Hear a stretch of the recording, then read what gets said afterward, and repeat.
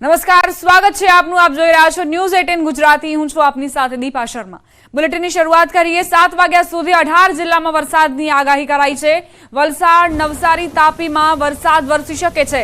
ડાંગ, નર્મદા, છોટાઉદેપુરમાં આગાહી. વડોદરા, પંચમહાલ, દાહોદમાં આગાહી કરાઈ છે. તો ગાંધીનગર, મહેસાણા અને સાબરકાંઠામાં પણ માવઠું વરસી શકે છે. જૂનાગઢ, અમરેલીમાં વરસાદની પૂરેપૂરી શક્યતાઓ.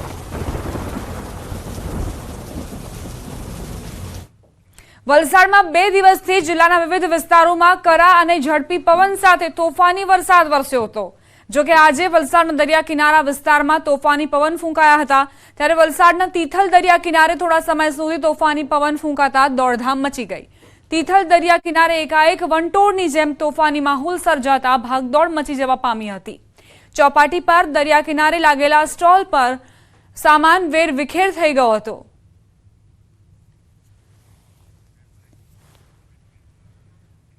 ગતરોજ વરસેલા તોફાની વરસાદે ચોમાસા જેવી પરિસ્થિતિનું નિર્માણ કર્યું હતું. જૂનાગઢ પંથકમાં વરસાદી આફતથી કેરીના પાકને ભારે નુકસાન પહોંચ્યું. ગઈકાલે પવન અને વરસાદને લઈ ખેડૂતોના મુખમાં આવેલો કોડિયો છીનવાઈ ગયો.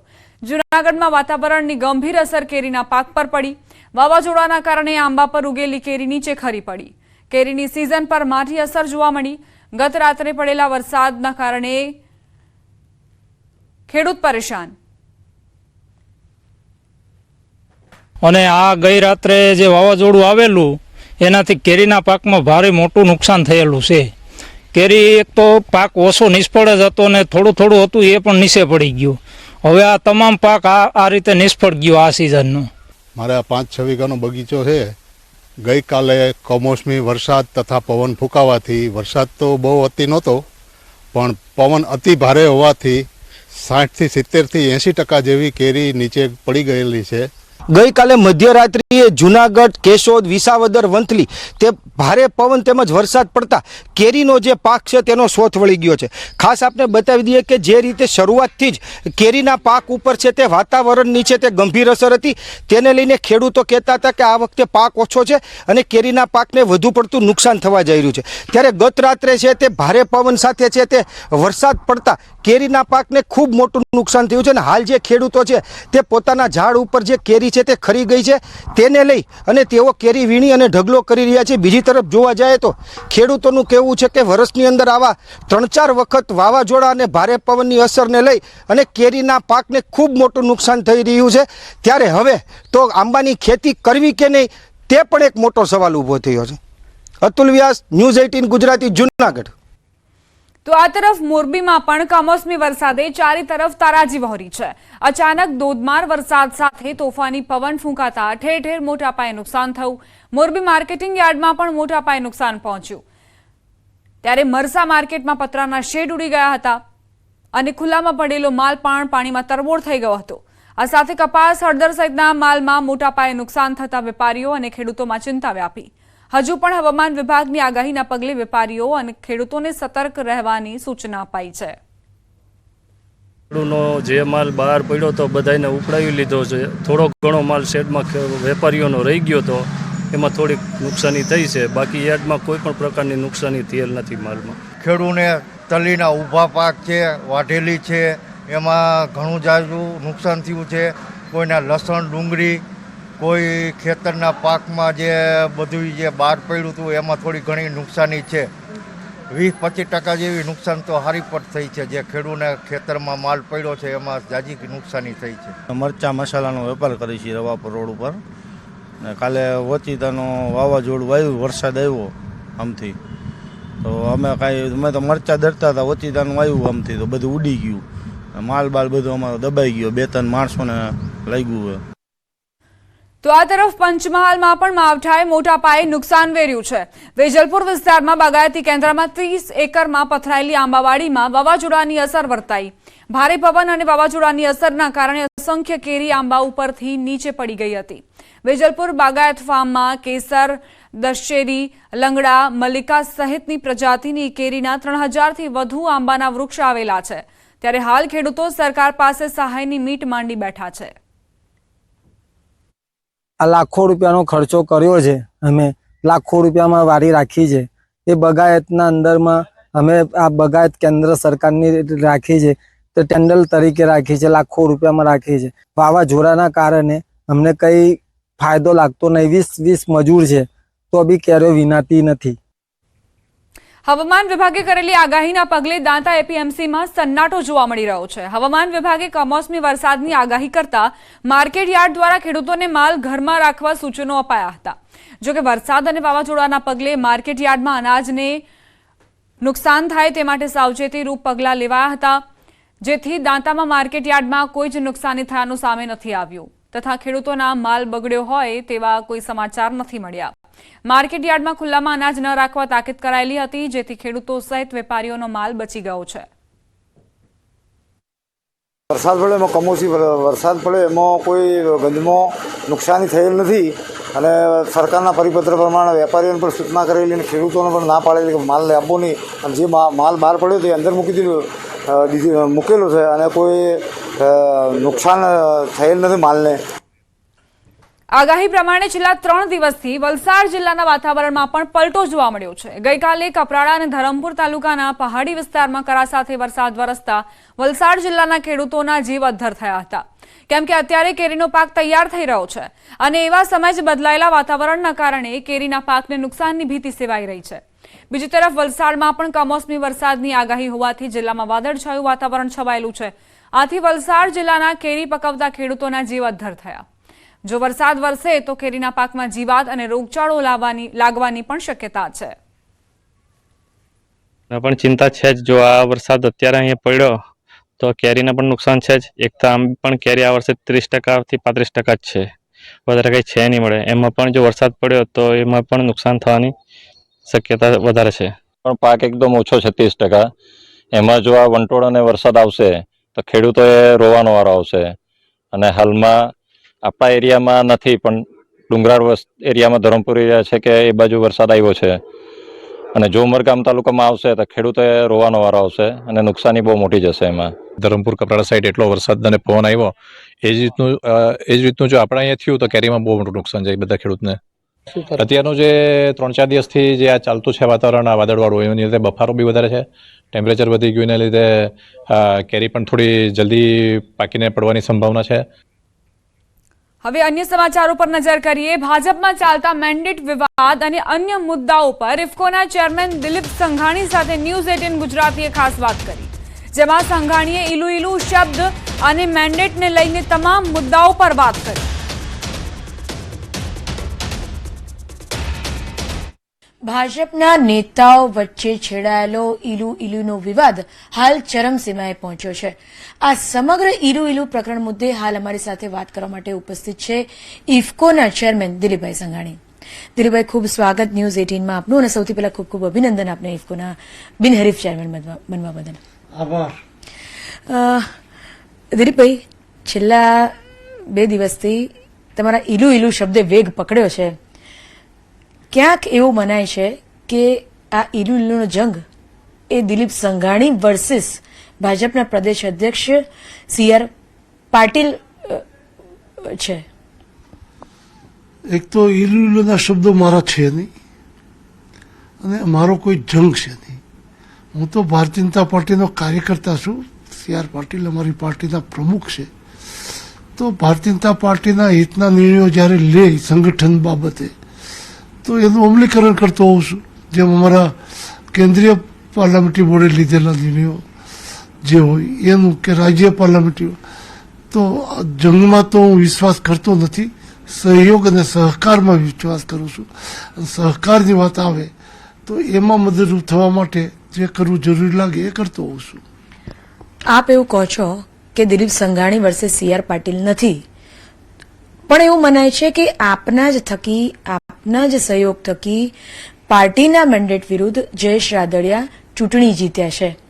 તો શું આ દિલીપ સંઘાણી વર્સિસ CR પાટીલ ના થયું? કારણ કે મેન્ડેટની સરેઆમ વિરુદ્ધ ગયા છે દિલીપ સંઘાણી. પ્રથમ તો આની સ્પષ્ટતા કરી લઉં કે ઇફકોનો ચેરમેન હું હતો. ફરી વખત ચૂંટણી આવી. છેલ્લું અમારું બોર્ડ હતું 24 તારીખે. 24 થી 30 તારીખ સુધીમાં ફોર્મ ભરવાના હતા. બોર્ડ પૂરું થયું તો બોર્ડમાં બધા જ સભ્યોએ કીધું કે આજથી ફોર્મ ભરવાનું શરૂ થાય છે. તો ફરી વખત અત્યારે જતા રહીએ 30 તારીખ સુધી પાછું ફોર્મ ભરવા આવું દિલ્હી, તો આજે બધા ફોર્મ ભરી દઈએ અને ચેરમેન તરીકે ઓનર આપીને બધાએ કીધું પહેલું ફોર્મ તમે ભરો, તમારી પછી અમે બધા ફોર્મ ભરીએ. પહેલું ફોર્મ મેં ભર્યું, બાકીના સભ્યોએ બધાએ ફોર્મ ભર્યું.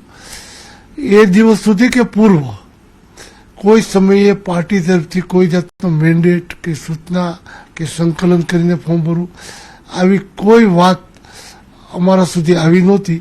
એટલે જયેશભાઈ અને મેં ફોર્મ ભર્યા. તો ત્યારે ફોર્મ ભર્યા હોય ત્યારે કોઈ સૂચના ન હોય તો મેન્ડેટનો ભંગ કેવી રીતે ગણવો જ્યારે ફોર્મ ભરાણું ત્યારે. ત્યાર પછી ચૂંટણી પૂરી થઈ, પરિણામ આવ્યું ક્યાં સુધી, મને પાર્ટી તરફથી, ભારતીય જનતા પાર્ટી તરફથી ન તો CR સાહેબે કીધું છે, ન કોઈ સંગઠનના મહામંત્રીએ કીધું છે કે આ ફલાણા ભાઈને મદદ કરવાની છે, એવું મને કોઈએ કીધું નથી. તો ભંગનો સવાલ તો કોઈ આવતો જ નથી. ત્યારે જયેશભાઈ અમારી સાથે ડિરેક્ટર હતા, બોર્ડમાં બધાએ કીધું કે આ બોર્ડ ચાલુ રહે તો આપણે અરસપરસ મદદ કરીને જે કંઈ મદદ કરવી. તો જયેશભાઈ ઉમેદવાર તરીકે નવા આવ્યા, તે પહેલાં પણ ડિરેક્ટર હતા ને સ્વાભાવિક ક્રમમાં કે ત્યારે ફોર્મ ભર્યું ત્યારે જ મેં કીધું ચાલો મારી જરૂર પડશે તો મદદ કરીશું, બાકી તો બિનહરીફ થઈ જવાના છીએ. બિનહરીફ ન થયું, પછી ચૂંટણી થઈ તો અમારી જોડે કામ કરતા, યોગ્ય કામ કરતા હતા તો સ્વાભાવિક મેં એને મદદ કરી છે. બિપિન ગોતાએ એવો આક્ષેપ કર્યો છે કે દિલીપ સંઘાણીએ અત્યારે જે શક્તિ પ્રદર્શન કર્યું આના કરતાં અમરેલીની ચૂંટણી જીત્યા હોત તો સારું હોત, તમને વધારે ખુશી થાત.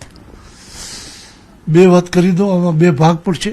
એક તો મેં કોઈ શક્તિ પ્રદર્શન કર્યું નથી.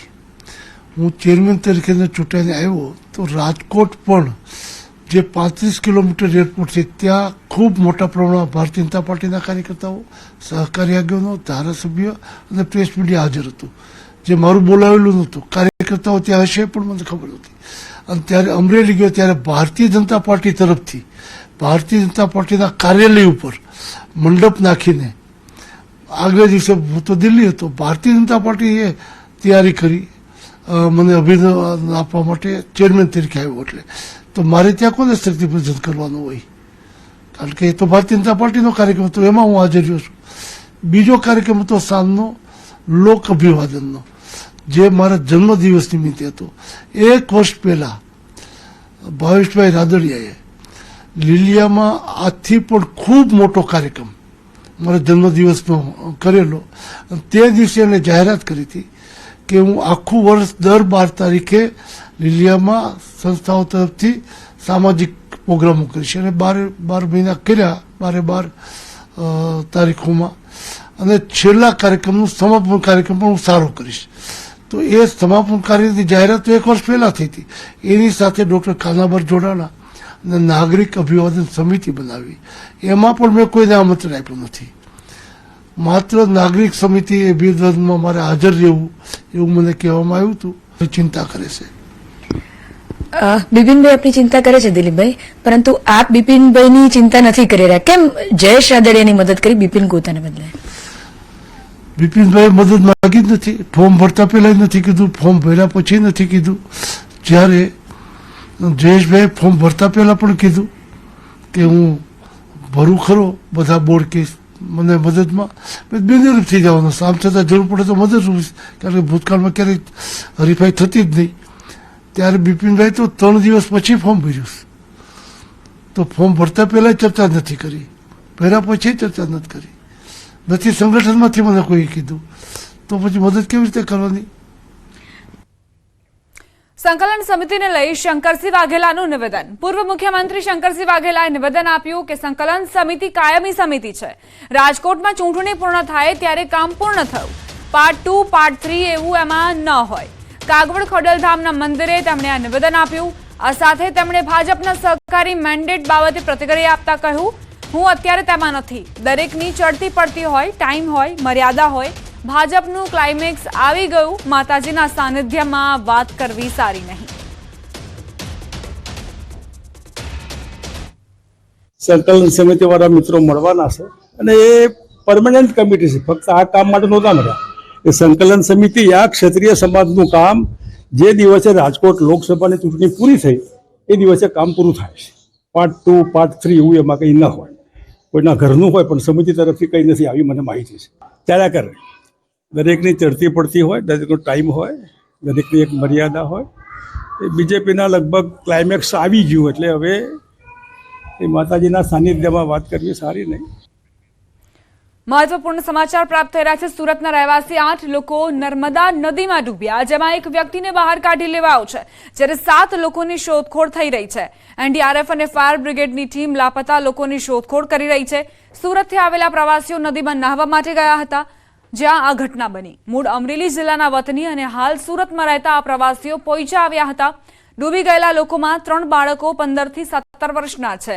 તમામ લોકો સુરતના સણિયા હેમાદ ગામના કૃષ્ણા પાર્ક સોસાયટીના રહીશો છે. 5 કલાકથી વધુ સમય બાદ પણ તમામની ભાડ નથી મળી. રાજપીપળા પાલિકાની ફાયરની ટીમ અને એનડીઆરએફની ટીમ શોધખોળ કરી રહી છે.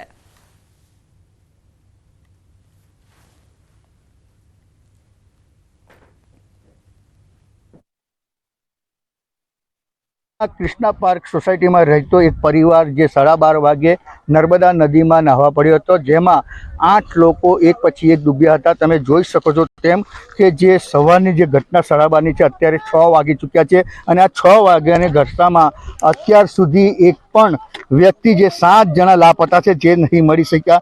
એનડીઆરએફની ટીમ જે કામે લાગેલી છે. ખાસ વાત કરીએ તો વડોદરાની જે ફાયર ટીમ છે જે કામે લાગી છે. રાજપીપળા નગરપાલિકાની ફાયર સેફ્ટીની ટીમો પણ કામે લાગી છે. એટલે કહી શકાય કે જે આ પરિવારના જે 7 સભ્યો છે એ 7 સભ્યો આજે પણ અત્યારે પણ મા નર્મદાની ગોદમાં છે.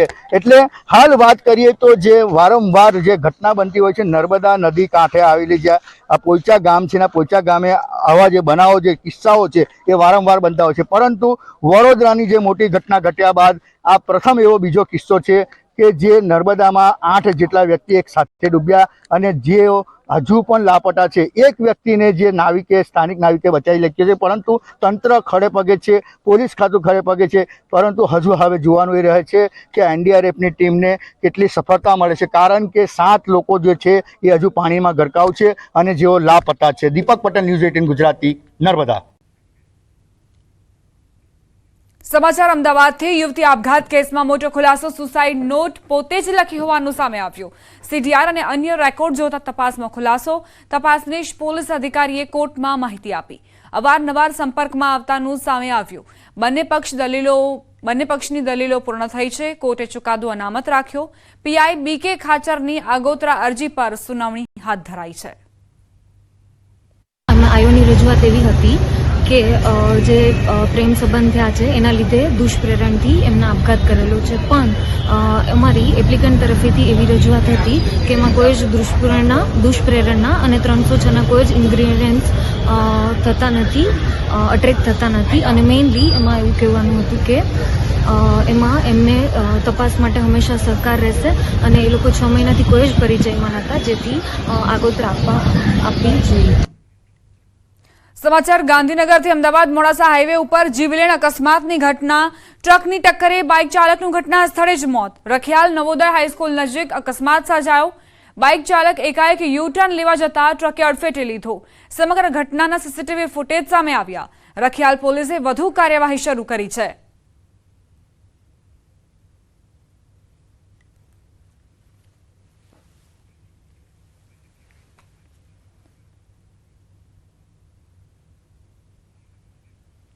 તો ટ્રકની ટક્કરે બાઇક ચાલકે પોતાનો જીવ ગુમાવ્યો. અચાનક જ આ જે બાઇક ચાલક હતો તે યુ-ટર્ન લેવા ગયો અને જે ટ્રક હતી તેણે આ બાઇક ચાલકને અડફેટે લીધો, જે બાદ બાઇક ચાલકનું મૃત્યુ થયું.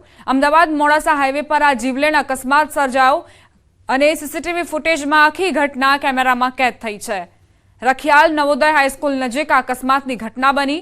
અચાનક જ બાઇક ચાલકે યુ-ટર્ન લેતા જે ટ્રક આવી રહી હતી તેણે બાઇક ચાલકને અડફેટે લીધો અને ત્યારબાદ બાઇક ચાલકનું મૃત્યુ નિપજ્યું. સીસીટીવી ફૂટેજ જે સામે આવ્યા છે અને ટ્રકની ટક્કરે આ બાઇક ચાલકનું મોત નિપજ્યું છે.